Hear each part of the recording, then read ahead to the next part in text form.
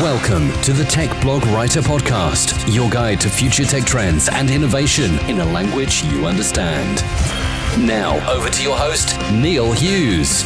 Welcome back to the Tech Blog Writer Podcast. Before we get the show on the road, I must say a big hello to Dave Speed from Toronto, who says, I don't know how you manage to find enough time in the day to publish a daily podcast, but it has become the soundtrack to my day, so I hope you continue. So thanks, Dave, for the kind words. I don't know how I find time myself, but I've kind of created a routine around it now. Now, one of the problems that I've seen businesses make again and again and again over the years is that they end up choosing the wrong software solutions, because people often get carried away with that latest must-have brand of software because that's what the competitors are doing or that's what everybody else is doing. I've read about it in a magazine but what should happen, of course, is you get a list of your unique requirements and everything that you need software to achieve before even thinking about the tech. But I recently discovered a company called Software Advice who have already advised over 599,000 buyers on taking that problem away and choosing the best software solution based on those unique requirements. Essentially, their advisors provide free, personalised software recommendations, helping companies of all sizes to find products that meet their business needs. And the company also features objective research by industry experts and reviews from validated users, saving buyers time and resources. And it's also worth highlighting that Software Advice is also a Gartner company. So in order for businesses to maintain that competitive advantage in the years to come, it's increasingly feeling like that they need to adopt AI in sales processes yesterday, never mind today and in the future. And the truth is that AI is already playing a major part in sales team operations. In fact, by 2020, 30% of all companies are set to employ AI to augment at least one of their primary sales processes. But enough from me and my scene setting. Buckle up and hold on tight, because I want to beam your ears all the way to Texas so we can speak with Andrew Friedenthal from Software Advice. A massive warm welcome to the show. Can you tell the listeners a little about who you are and what you do? Sure. I work for Software Advice, which is a part of Gartner Digital Markets, which is one of three sister sites, along with Capterra and GetApp. And we are kind of the small to mid-sized business side of Gartner research and analysis. We provide analysis and reports that focus on those SMBs, while Gartner research is focused more on these large, broad-scale enterprise organizations. And so we will provide analysis and reports, and basically, as the name suggests, provide advice about software to smaller companies so that they can kind of get the best out of software in the same way that the tech giants are, but get that advice more tailored for them. So one of the reasons I invited you on today is finding the right software for any company, anywhere in the world, to anyone listening, is often the hardest decision for any to make. And in my former life in IT, the biggest mistake I saw being made time and time again was that people got blindsided by that latest shiny tech, or what they think they should have, or what they think they should buy. But of course, before even looking at requirements, and from my point of view, you should always look at the requirements and what you want to achieve before even thinking about tech. And that's the age-old problem. But can you tell me how you tackle this problem at Software Advice? Yeah, absolutely. Well, so what Software Advice does is provide an objective platform for software buyers basically to leverage our research and our reviews to help them make informed decisions. And so the way that process works is that it's twofold. So on the one hand, there's our resources and our reports and our research that they can just access and read at will. And then there's our advisor line. And what happens is that small businesses can call into that and they will speak to trained advisors, and our advisors specialize for different types of industries and different types of software.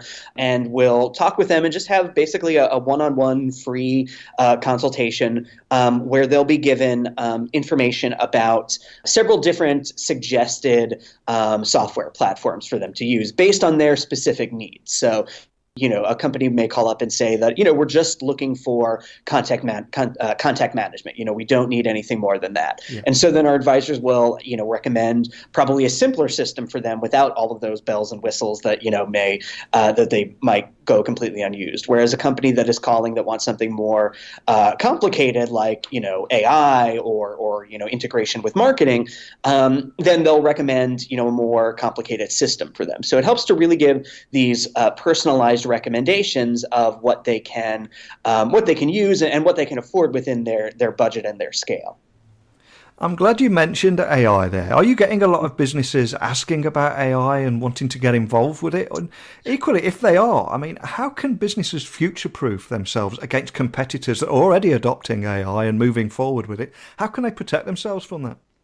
Yeah, so we're actually not getting a ton of people who are asking about AI directly, but we find that indirectly they are, because AI, I think, ultimately is a lot simpler than a lot of people think. People picture, Haley Joel Osment, talking to a teddy bear that, it has to pass a Turing test to be AI, when really it's just any form of, intelligence that is helpful to business practices, can be considered AI. So a lot of what our callers are asking for sort of is AI, and they just don't realize it. And so, and I can get into that, but in terms of the future proofing, really the thing that we're recommending is that they just start using right now getting into AI what they already have in their CRM tools, that they already have aspects of AI within those tools, and that they need to be using their CRM to the fullest. This goes back to what you were saying about getting distracted by the shiny bells and whistles, and that they need to be, if they are paying for those bells and whistles, use those bells and whistles. And a lot of those bells and whistles are AI, that they are tools that are giving them the ability to transform their business already. And so really the best way to future-proof against your competitors is to assume that your competitors are going to go all in, that they're going to adopt AI to the fullest, and that you need to be able to do whatever you can within your resources to stay competitive in that. So to use the AI that's currently available to you, start implementing features now that you can afford and that you can work within your business practices, and really get a leg up on the competition by the time AI is transforming business, and by the time it is taking over, I believe that Gartner predicts somewhere around 80% of AI or of customer service contacts in the future will be handled in part by AI. You need to be using AI now so that doesn't come as a whole shock to your corporate culture and your system when it does become much more widespread. So, in your experience, do you have any examples of how artificial intelligence is already transforming businesses? Yeah, absolutely. One major thing for CRM, especially, which is one of the markets that I cover, CRM and sales and marketing, is just next best actions. A lot of people don't think of it like that, but a system that is able to root through your call log, your notes from a phone call, or your emails back and forth with a customer or client, and then say, hey, here's the next thing that you should do. That is a form of artificial intelligence, and it's an extremely useful one, and it's one that is kind of vital to, I think, a lot of sales today, is the ability to take what the specifics of a conversation with a client, apply it to data that you have both about that client and about the statistical likelihood of different clients in different periods, what their next steps tend to be, so that you can get that insight as to how you should contact them, when you should contact them, what the next best thing you should use to contact them is. Another realm that we really see AI taking over is in customer service, especially in the form of chatbots. I was actually on a website just this morning, and it popped up saying, "Hi, I'm a chatbot and I'm happy to help you." That it wasn't even trying to pretend to be a person anymore. It was just explicit saying, "This is a chatbot. I have all of the resources that you need. How can I help you? Feel free to just talk in natural language." So that's a realm where it is really beginning to flower and kind of take over. Is those the first point of contact will be with some form of AI that will then eventually, probably, if it can't solve your problem, will route you to a person on the other end, whether that's on the phone or chat or an email response. But that will be your first point of contact. And then a third big use of AI, and this one is, I think, sort of more on the cusp and starting to break through, is kind of AI personal assistants. And these aren't in every sales or CRM system that we see, but are in some of the newer ones and some of the ones that are more AI focused. But they are basically where you can you'll have the company will have a general email address that they can send questions to, and you can write questions in kind of natural language as you would to a real life assistant. About have questions regarding a client's likelihood to convert, or questions about what the next step is for these several deals that you have going, and then it will email you back with all of that data. So it's a way to really access data in a more natural and fluent way through your email system, rather than having to kind of trawl through a database. And so that one is, I think, will be a major change that's sort of more. It's not quite, taking over just yet, but that will be within, 5 to 10 years or so. I think those kind of AI assistants will be an essential part of a lot of sales and marketing teams. Well, one challenge that businesses seem to be increasingly turning into an opportunity right now is learning how to reduce shopping cart abandonment rates, right, and actually increase sales. I mean, it's something that I do on a regular basis. I'll put things in an online shopping basket and then think, maybe not, and then close the browser. I mean, can you expand on software solutions that make this much, much easier than some CEOs listening will probably realise? Yeah, absolutely. And I think that's less about AI per se, and more about just kind of finding the right software solution. I think that it requires kind of combining and integrating both your retail software that you're using to create the shopping cart, and then your marketing software, so that you're able to follow your customers' shopping carts, what they've put in, what they've purchased, what they haven't purchased, what they've looked at, and then follow them after they've abandoned their shopping cart and gone to an entirely different website. Follow them to Facebook per se, and then give targeted ads or email follow-ups that are able to say, hey, you had this in your cart. Here's a similar item that you might be interested in, or this is still sitting in your cart. Is this something you're still interested in? If not, perhaps it's because, and obviously you would have more creative copy than this, but perhaps it's because it's too expensive, and so here's another option, so that you can follow them with advertising the item that they were looking at the same time that you can give suggestions for what else may be of interest to them. Though sort of a word of warning with that is that you don't want your kind of focus to be too broad in that. I still recall rather vividly that I'm I'm a big comic book geek, and there was a eBay auction for Action Comics #1, the first appearance of Superman, and it was going for several $1 million, or at least over $1 million, and I just kept following it because I was interested to see where the price went. And then I started getting targeted ads saying, hey, you looked at this, don't let it get away, and say the price is now only up to $1.1 million. So recognizing that may be something that is a little out of my ordinary purchase range, it's could be a helpful tool to not be too broad that everything anyone ever looks at is something that they are immediately going to buy, but being more specific in terms of does this fit it within the algorithm of other things that the customer has looked at? Is it something that they actually put in their cart, or just something that they were browsing? So you don't want to get too broad, or you might be wasting money on some targeted campaigns that are clearly never going to actually bear any fruit. Absolutely. Now, another question I feel I must ask. I mean, what are the biggest challenges that CEOs and business leaders are coming to software advice with right now, and how are you helping them overcome them? Yeah, and it's and as I think you said, it's not just CEOs; it's business leaders from all different tiers of their business who have to make a software decision.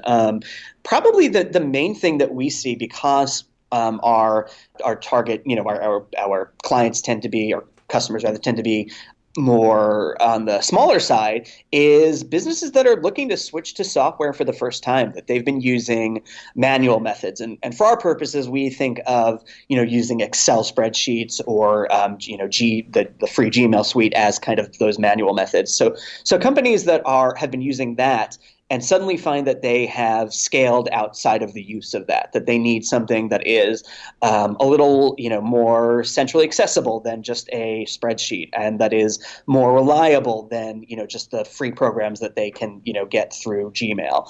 And so that's kind of a main thing. And another one that's kind of along those lines is we hear a lot from companies that are growing and that need to now, implement a new system. So they may have only had, 2 salespeople, for example, who were able to use a free CRM system to manage all of their, sales, now has taken on 5 more people, and it's unwieldy to use that very limited system. So they need a new CRM that will, allow them to help all of the people who are working for them now, as well as expand on new hires in the future.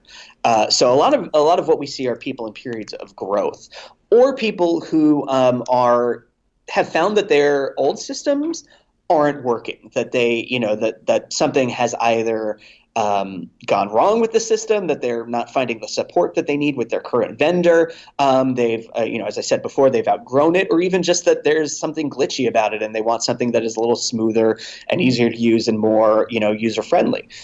So we see a lot of people who are already have some kind of software that they're using for whatever, purpose it is that they're calling us for, and that they are looking to shift over.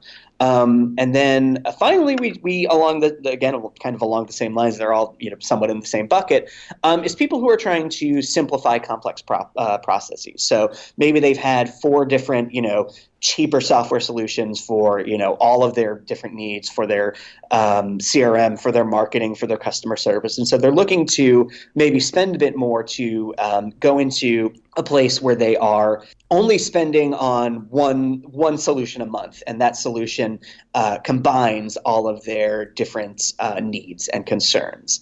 So that's what we see. It's a lot of that, either first-time buyers, expanding buyers, or buyers who are simply looking to make their lives easier.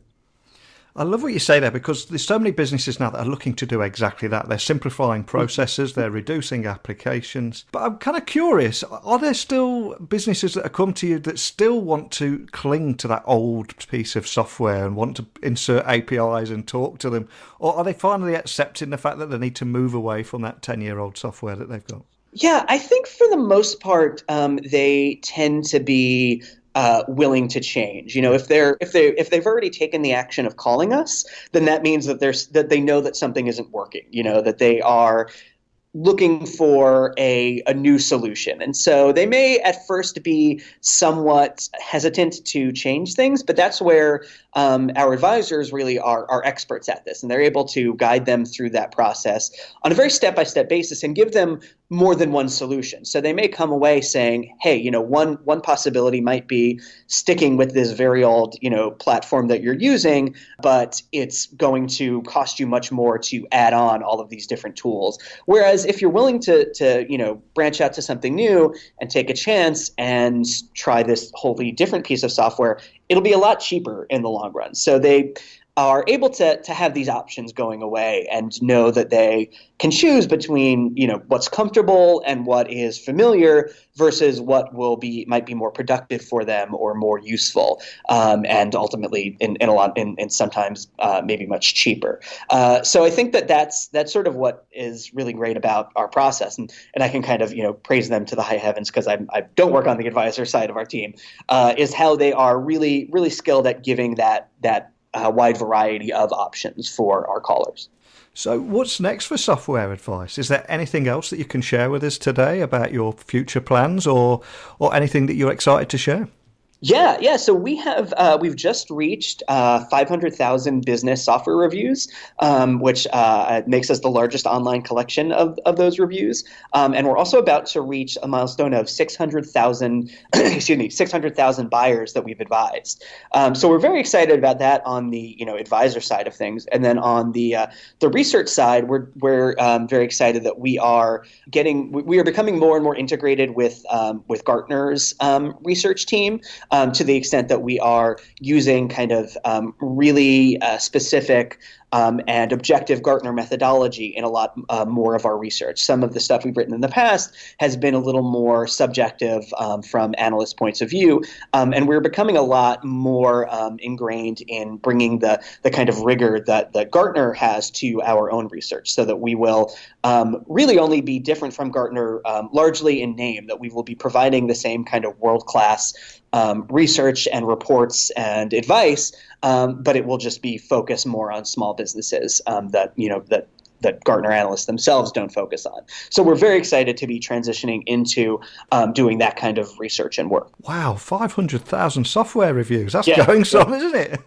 It's we're everyone we're trying to be the Yelp of software reviews, and I like to think that we're succeeding. Excellent. Sounds like you are. Now, before I do let you go though, could I just ask that you remind the listeners of where they can find you guys online, and also contact a member of your team if they have any questions at all? Yeah, absolutely. So you can go to, your listeners can go to softwareadvice.com if they want to find out more about software advice, and especially our advisors, or they can call directly at, it's a U.S. number, so 855-998-8505. So I guess that would be +1 855-998-8505. And apologies if I have that international dialing incorrect. And then if they want to find out more about the research side, then all of our research is published at softwareadvice.com/resources. And if they want to get in touch, they can feel free to just reach out to me directly at Andrew Friedenthal at softwareadvice.com. And that's, I will spell that,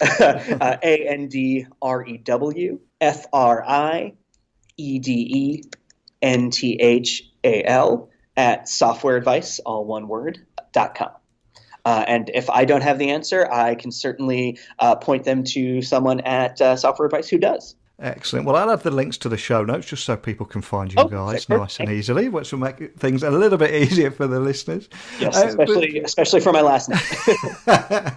But one of the things that I love about what you're doing here is technology now dominates every aspect of our home life and our life in the office and businesses, of course.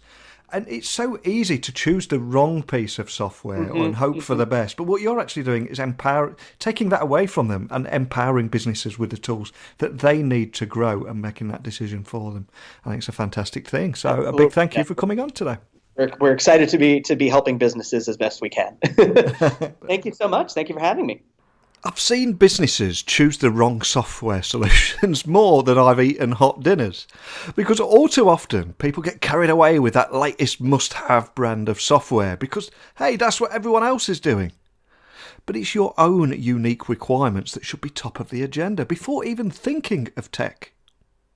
And the fact that Software Advice has already advised over 599,000 buyers on the best software solutions to choose, completely under my radar until today, is phenomenal on its own.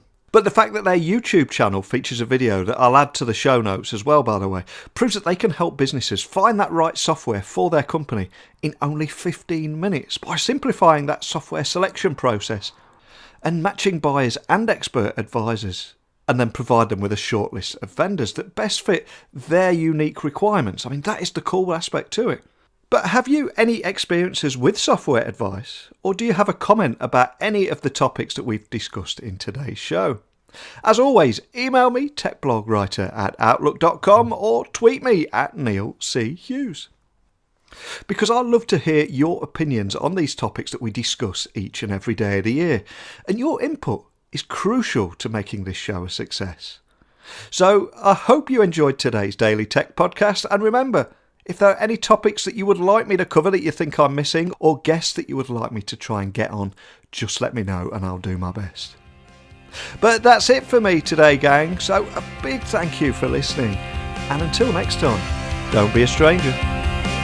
Thanks for listening to the Tech Blog Writer Podcast. Until next time, remember, technology is best when it brings people together.